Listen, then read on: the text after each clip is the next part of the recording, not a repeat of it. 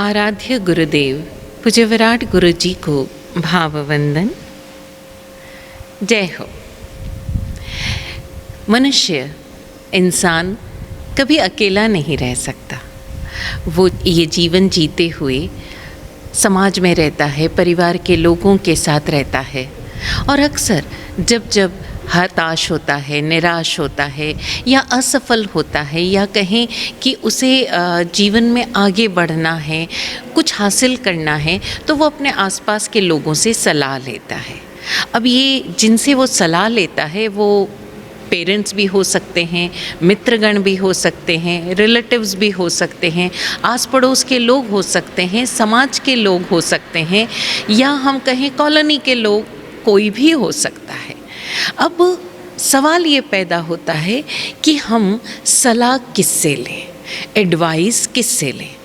कई बार होता है हम देखते हैं कि हमने किसी की एडवाइस फॉलो की, सलाह फॉलो की और उल्टा हमें असफलता ही हाथ लगी, या कोई आकर हम जैसे बड़े जोशो खरोश से किसी चीज़ की तैयारी कर रहे हैं लेकिन हमारे किसी बहुत करीबी ने आकर हमको एडवाइस दी और हमको अवेयर किया और साथ में ये भी बोला कि देख मैं तो तेरे अच्छे के लिए कह रहा हूँ, मैं तो तेरे भले के लिए कह रहा हूँ, तू है ना मेरी बात को सुन।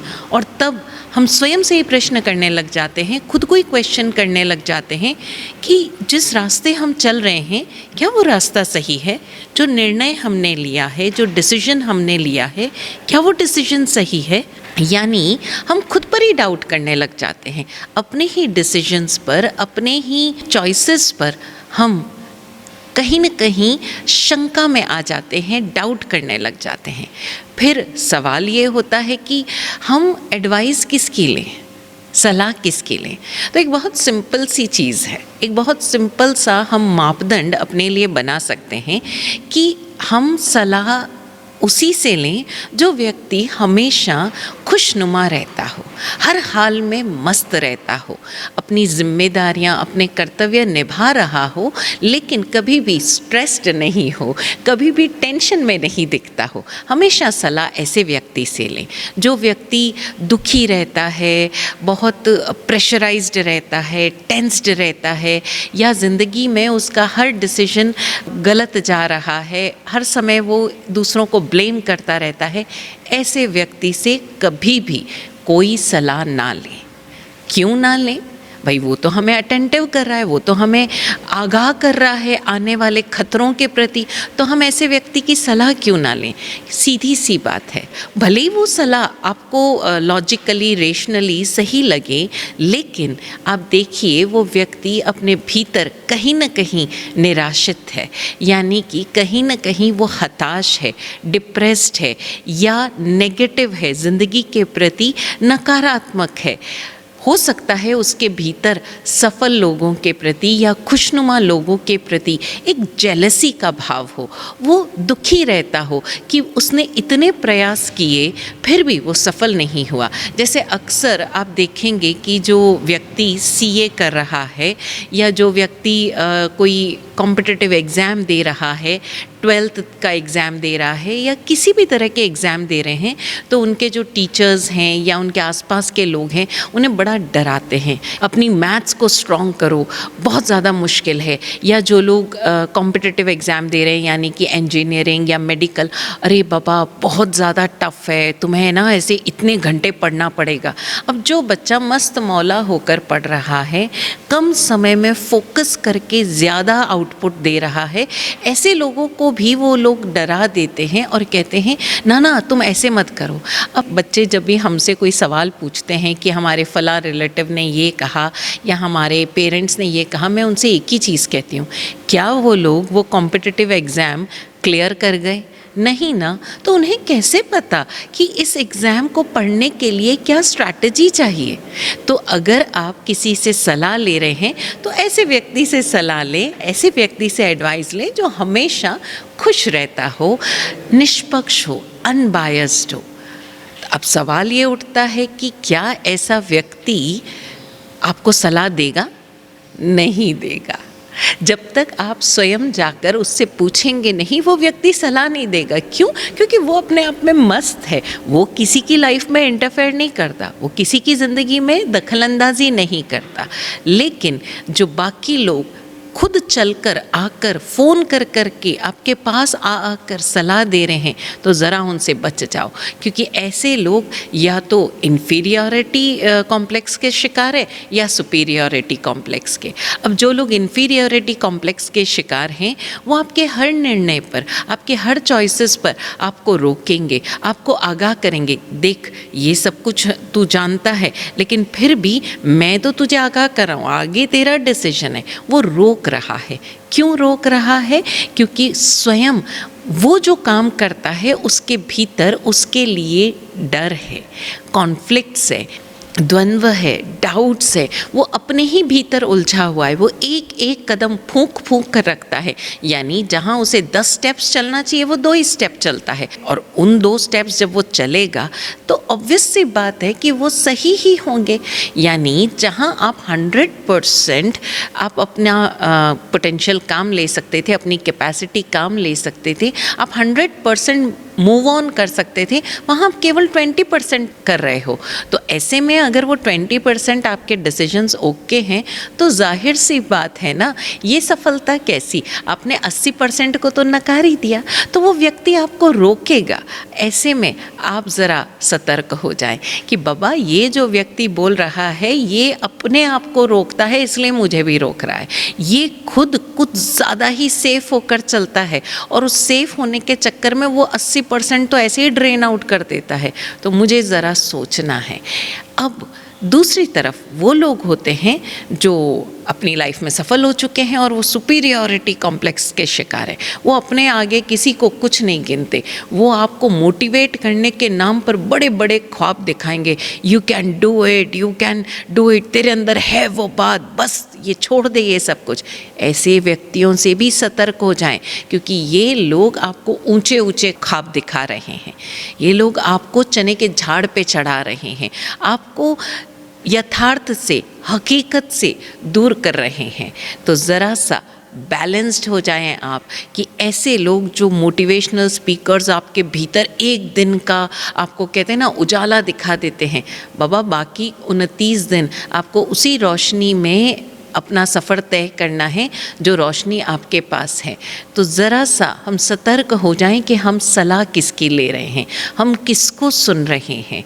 अक्सर हम देखते हैं कि कई बार लोगों को लगता है कि हम अपने पेरेंट्स की सुने, लेकिन कई बार ऐसा होता है कि पेरेंट्स भी अपनी ज़िंदगी में सक्सेसफुल नहीं हो पाते और एक बड़ा सेफ रास्ता तय करके आगे चलते हैं। वो कदम कदम पर अपने बच्चों को डीमोटिवेट करते हैं, नहीं नहीं बेटा देख, ध्यान देना, दुनिया है तुमको ठग लेगी, तुम इस तरह से मत करो, तुम ऐसा रिस्क मत उठाओ, सेफ खेलो, सेफ खेलो।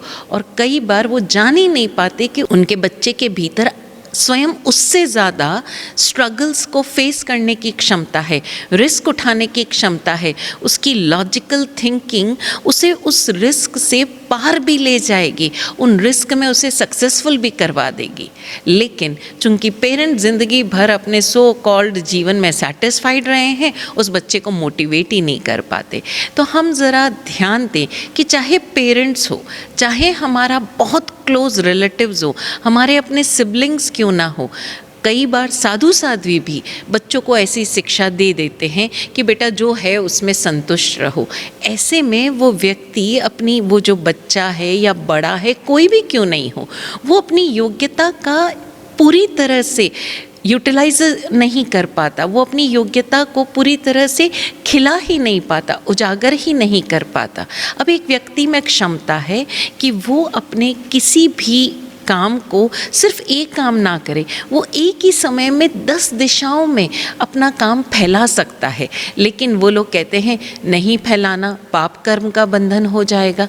अरे बाबा, पाप कर्म का बंधन क्यों हो रहा है, किस लिए हो रहा है, वो पूरा की पूरा साइंस समझने की ज़रूरत है। सीमित सोच, संकुचित सोच आपको स्वयं आपकी योग्यता को खिलाने से रोकेगी और ये सबसे बड़ा अन्याय होगा। तो हम ध्यान दें कि हम सलाह किससे ले रहे हैं। हम सलाह उनसे लें जो अनबायस्ड है, जो न्यूट्रल है, जो एक ही गाड़ी में सबको नहीं हाँक रहा है। वो आपको आपकी योग्यता के अनुरूप कोई सलाह दे रहा है और जिन क्षेत्रों में उसका कोई बहुत पकड़ नहीं है या उसकी जानकारी नहीं है, वो आपको मना कर देगा कि बाबा मैं इस फील्ड की जानकारी नहीं रखता, लेकिन मुझे ऐसा लगता है कि तुम इसको इस तरह से देखो। तो आप बिल्कुल ध्यान दें, बखूबी ध्यान दें कि आप जिस व्यक्ति से सलाह ले रहे हैं वो हर समय मस्त मौला रहता हो, ज़िंदगी को एक बहुत ही विराट नज़रिए से देखता हो, जीवन को एक विराटता के साथ जीता हो और उस विराटता में स्वयं भी मस्त रहता हो और आपको भी मस्त रहने की प्रेरणा देता हो, आपको हकीकत का आईना भी दिखाता हो, साथ ही आपकी सुप्त योग्यताओं को जगाने के लिए आपको प्रेरित भी करता हो। जगह जगह पर कई बार आपको ऐसे लोग मिलेंगे जो हो सकता है समाज के मापदंडों पर शायद उतने सक्सेसफुल ना हुए हो, लेकिन आप जब उनके ऑरा में बैठेंगे तो आपको लगेगा कि मेरी सारी चिंताएं, मेरे सारे भय अपने आप चले गए, मैं तो प्रश्न ही भूल गया। अपने आप से जो आपको मिलाता हो ऐसे व्यक्ति की सलाह लें। हो सकता है कि शुरुआत में आपको कई बार लगे भी कि मैं जो चाह रहा हूँ वो नहीं मिल रहा है, तो ध्यान दें, ये सृष्टि आपके जीवन में उन्हीं निमित्तों को लाएगी जो आपको योग्य और सफल बनाएंगे। और अगर कोई निमित्त आ नहीं रहा है या कोई अपॉर्चुनिटी, कोई ऐसा अवसर आपसे चूक गया है, तो कोई बात नहीं, शायद वो अवसर आपके लिए नहीं है। काबिल बनाया जो देके जुदाई। विराट गुरुदेव ने अपने गीत की इन पंक्तियों में हमें एक अद्भुत संदेश दिया कि अगर कोई निमित्त, अगर कोई अवसर आपसे दूर जा रहा है तो निश्चिंत हो जाएं कि ये जो जुदाई है उस अवसर से, उस निमित्त से, उस अपॉर्चुनिटी से, वो आपको जीवन में और अधिक योग्य बनाने के लिए आया है। इससे और बेहतर अवसर आपकी प्रतीक्षा कर रहा है, झुंझलाएं नहीं। तो ध्यान रहे, जीवन में हम सलाह किसकी ले रहे हैं, एडवाइस किसकी ले रहे हैं। एक बार ऐसे ही किसी अवसर पर मुझे विराट गुरुदेव ने हमें इतना तक टकोर दिया कि अगर वो व्यक्ति आपके परिवार का अभिन्न सदस्य भी क्यों ना हो, लेकिन अगर वो आपको कहीं न कहीं रोक रहा है, आपके जीवन की राह में कहीं न कहीं आपको टकोर देने के नाम पर आपको डरा रहा है, आपको डाउट्स में डाल रहा है, तो उसके प्रेम को स्वीकार करें, उसके प्रेम के लिए उसे हृदय से धन्यवाद दें। आप भी बदले में उसे प्रेम दें, लेकिन उससे एक दूरी बना लें। तब तक दूरी बना लें जब तक आप स्वयं अपने आप में पूरी तरह से कॉन्फिडेंट ना हो जाएं कि उसकी बातों का आप पर कोई असर नहीं पड़ता। बजाय इसके कि आप ये शिकायत करें कि वो व्यक्ति समझता क्यों नहीं है, क्यों मुझे रोक रहा है, आप स्वयं के साथ इतने आत्मस्थ हो जाएं, आप इतने अधिक स्वयं की योग्यताओं को खिलाने में व्यस्त हो जाएं कि उनकी उन डीमोटिवेटिंग बातों को, नकारात्मक बातों को आप अपने जीवन में कोई स्थान ही ना दें। ध्यान दें, चॉइस आपकी है, निर्णय आपका है, क्योंकि जीवन आपका है। तो ध्यान दें, टकोर दें अपने आप को कि आप किसकी सलाह को अपने कान दे रहे हैं, अपना ध्यान दे रहे हैं, अपनी फोकस दे रहे हैं। हम सभी को जीवन में समकित गुरु मिले, ऐसी दृष्टि मिले जो हमें जीवन की राहों में सफल करवाए। यही सद्भावना। ओम शांति।